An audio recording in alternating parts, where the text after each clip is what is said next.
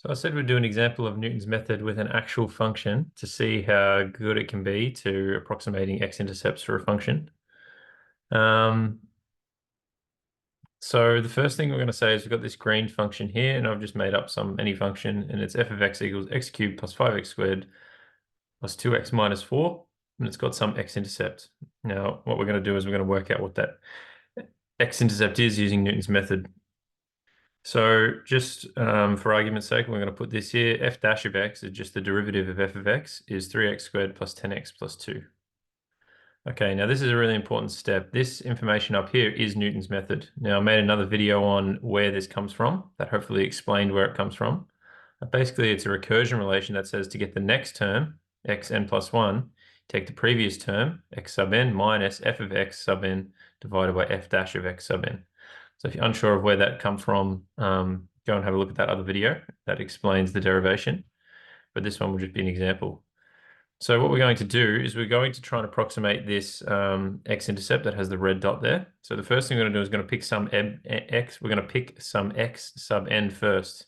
And you can see here, we've actually picked an x0 value at x0 equaling 3, okay? So on the diagram here, I've done it generally. So we're saying x sub n is sort of our first initial guess of where the x-intercept might be. And then remember, from what we can do is we draw up our vertical line until it hits the graph, and then we draw a tangent. And then we know that the x-intercept of that tangent will be closer to the true value of the x-intercept. Okay, so what we're going to do over here is we're going to continue that process. So to get x sub 1, which is this coordinate right here, we're going to take x naught minus f of x naught divided by f dash of x naught. So that's going to look like 3 minus f of 3 divided by f dash of 3. Now, f of 3 is just calculated by substituting in 3 into this top function, and f dash of 3 is obviously just whatever the value is when 3 is substituted into the derivative. Okay, and that turns out to be 1.74576. Okay, so we know that that point there is the intercept of the tangent to the graph at x equals 3. And then basically we continue the process. We draw up a vertical line from that point until it touches the graph, draw a tangent at that point, and then we get another x-intercept. And the way we're going to calculate this is as follows. So x sub 2 now is you're going to take x sub 1 minus f of x sub 1 divided by f dash of x sub 1. So that looks like this. We know from the previous part that x sub 1 is 1.74576 and so on. So we take that, subtract f of that value divided by f dash of that value. And we get 1.04471 as x sub 2. And so you can see down here, that must be our x sub 2 value. That's our x-intercept for our second tangent that we've drawn. And then we keep going, and it gets a bit tricky to see it, but we can keep zooming in. And then we draw a line up, draw the tangent, and we get another x-intercept that's getting really close to the value of the true x-intercept. So if we zoom back out,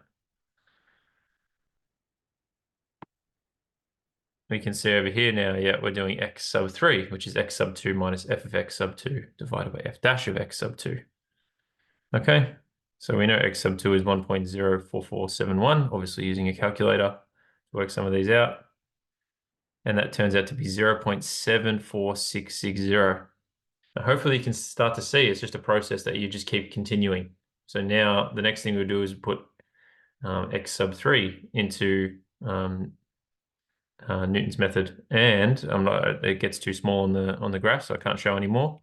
But if you do that one more time, you get 0.68407. Now by x sub 4, we're starting to get really close to the true value of the x-intercept. And so why not let's reveal the actual value of that x-intercept that we were trying to find. And it's 0.68133. So after 4 iterations of Newton's method, we're already correct 2 decimal places for the true value of the x-intercept for that green line. Now you're probably thinking there's other x-intercepts. How come it doesn't find those? Well, this is one of maybe the limitations of Newton's method. It doesn't necessarily find all the x-intercepts. In this case, I picked a value to the right of this intercept. So the one we approximated was that intercept there. If I picked a value to the left of this intercept, I would have approximated that value there. And this intercept here, I would either have to pick my initial starting value to the left of it or to the right of it, and then it would have approximated that intercept there.